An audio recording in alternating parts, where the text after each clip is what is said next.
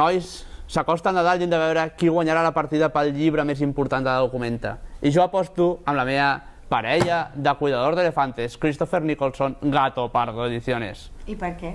Doncs, perquè és la novel·la d'un cuidador d'elefants de 12 anys a l'Anglaterra del segle XVIII que guanyarà. Sí, Gato Pardo.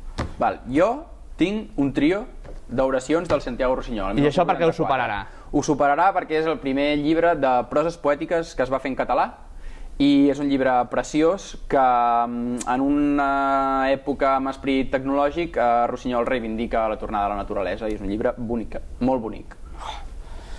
I jo faig un pòquer i us guanyo a tots dos amb la maleta del Sergei Dovlatov. I per què guanyes? Bueno, perquè al final explica la història de que el Dovlatov va haver d'exiliar-se als Estats Units a finals dels 70 i li diuen que només es pot endur 3 maletes, però al moment de la veritat totes les seves pertinences, diguéssim, tota la seva vida es pot reunir en una única maleta.